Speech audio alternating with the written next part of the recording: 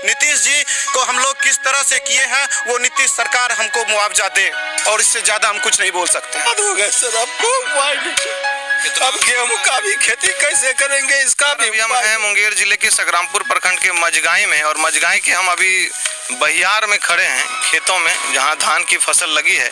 लेकिन धान कुछ दिन बाद कटने वाला था, लेकिन उससे पूर्व इस पर ग्रहण लग चुका है।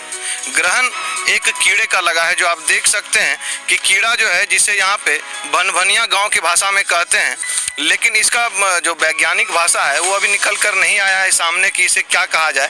लेकिन एक नए तरह का कीड़ा देखने को मिल रहा है, जहाँ धान की फसल देखते हैं कि पूरी तरह से मर रही है, और ये लगभग 100 से 150 बीघे में ये फैल चुका है, और ये हजारों एकड़ की यह पूरा बहियार है, और धीरे धीरे ये पूरा पसरता जा रहा है और सभी को बर्बाद कर रहा है। और हमारे साथ यहाँ पे दर्जनों किसान जो इस मार को झेल रहे हैं हमारे साथ मौजूद हैं, तो हम उनसे बात करेंगे कि क्या समस्या इसको लेकर आ रही है, चूँकि ये लोग कड़ी मेहनत से खेती करते हैं और ये दिक्कत आ गई है।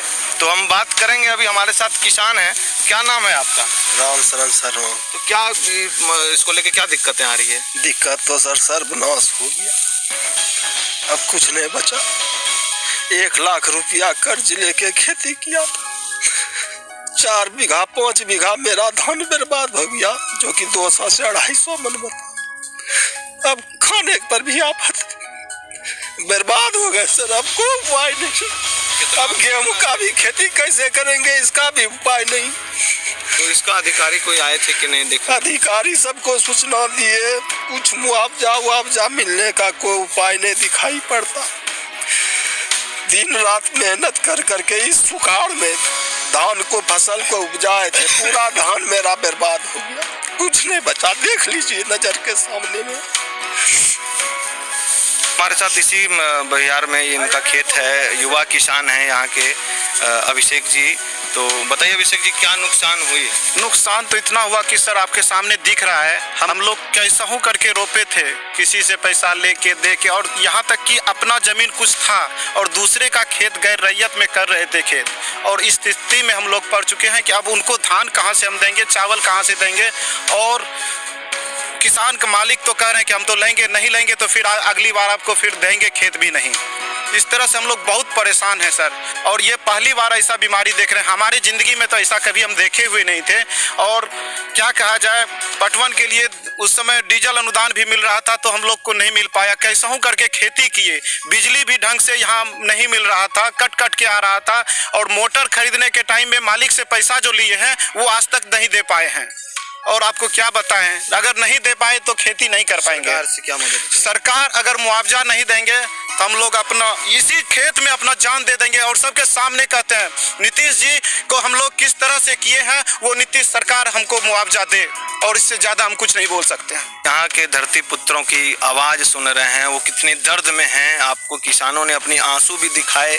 ऐसे ही ये लोग बहुत मेहनत करके खेती करते हैं और इतनी दर्द को ये झेल रहे हैं। तो हम जानेंगे, और यहाँ के ये किसान हैं तो उनके साथ भी क्या समस्या है, इसको लेकर क्या दिक्कत है, इस कीड़े को लेकर। इस रोग की वजह से किसान आत्मदाह करने पे विवश हो चुका है।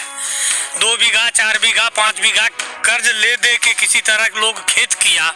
पानी की भी समस्या, प्रकृति की भी समस्या उस समय ऐसी आई कि लोग बुआई नहीं ठीक से कर पा रहा था। हम लोग किसी तरह बुआई किए, और ऐसा ये रोग आया है कि दिन रोज 2 कट्ठा 4 कट्ठा 2 कट्ठा 4 कट्ठा इस तरह से पूरा बहियार का बहियार बर्बाद होता चला जा रहा है। कहाँ से हम लोग किसी को देंगे अनाज, खाएंगे क्या, इस पर भी आफत है। सरकार इस पे अगर पहल नहीं करेगा तो किसान जो है आत्मदाह के लिए बिल्कुल मजबूर है।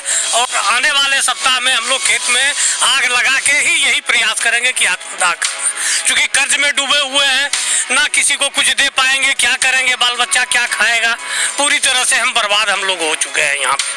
बता दें कि ये बीमारी जो है ये अभी संग्रामपुर ब्लॉक में और जिले के अधिकांश हिस्सों में ये बीमारी फैल रहा है खेतों में। यदि इसका जल्द से जल्द इलाज ना होगा तो किसान आत्मदाह करने की बात कह रहे हैं। तो अब देखते हैं कि सरकार इस ओर क्या काम करती है, इनके लिए कोई दवाई मिलता है या इन्हें मुआवजा मिलेगा। मुंगेर से न्यूज़ 18 के लिए सिद्धांत।